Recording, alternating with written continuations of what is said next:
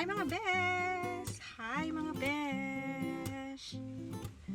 For today's video, meron tayong isa-surprise. So, holiday today dito sa Canada and it's Labor Day?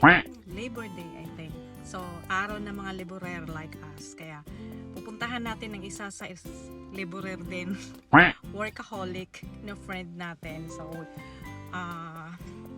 we will surprise her kasi birthday niya and muntik ng bukeng. So susunduin natin siya, kunyari magko-coffee, pero hindi, doon tayo sa bahay nila. And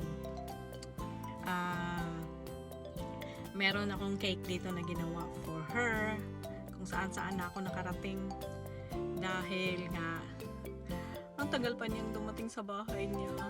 Parang nagtampo nga yun eh kasi parang gusto niyang mag-meet kami dyan sa mall. But tayin ko muna yung oras. Pakita ko sa inyo yung cake na gawa para sa kanya. Kasi masipag siya. Workaholic. Labor Day para sa kanya. Ito, advance birthday niya. Para sa mga laborer.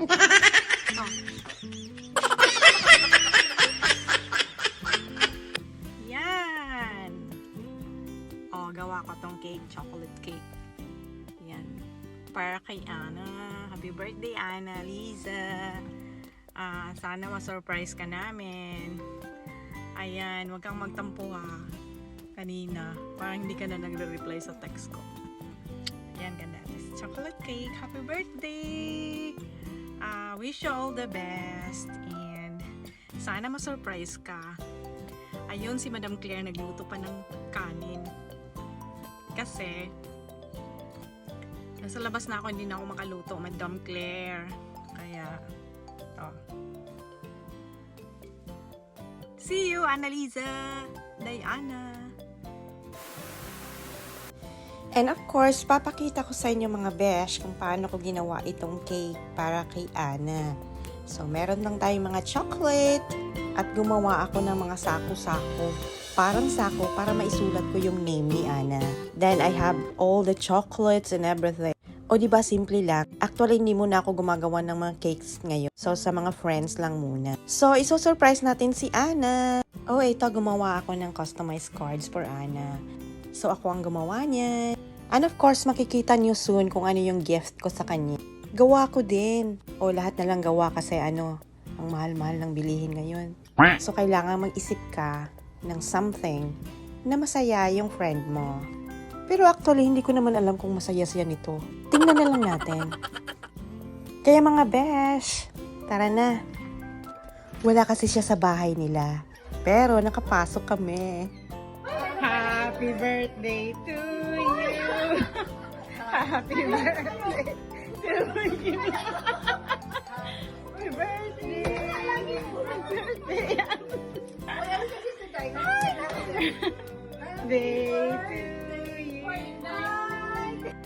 Actually, kami ang na-surprise. So, ang tagal-tagal ni Ana, kaya buti na lang high-touch ang kanyang bahay. High-touch. Ako ang pumasok. Naka-remote siya. Sa sobrang tagal niyang tagal-tagal namin sa labas. So, tinawagan ko siya. Kunyari, nasa labas na ako. Yung mga ibang kasama ko, hindi ko sinabi na kasama ko sila. Madam Claire, Joy, at si Kuya. Sinabi ko lang na nasa labas na ako. At sa sobrang high-tech, naka-remote pala yung door nila. O diba? So nakapasok ako sa bahay nila gamit ang remote kahit wala sila. Ayan, yan yung shirt ko. Gawa ko yan. So the shirt is from Uniqlo, but the design is from me. Kaya mga besh, order na kayo ng t-shirt sa akin. Magandang regalo. It's a good gift. And makapili pa kayo ng mga designs na gusto niyo. O diba, nagpo-promote na ako.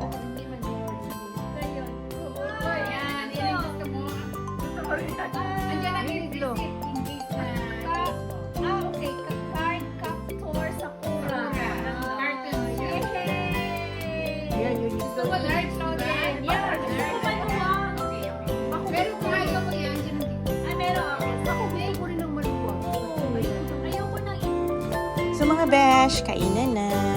And thank you for watching and happy birthday, Ana. Hope happy ka sa mga surprise namin. And wish you all the best and thanks so much for the friendship.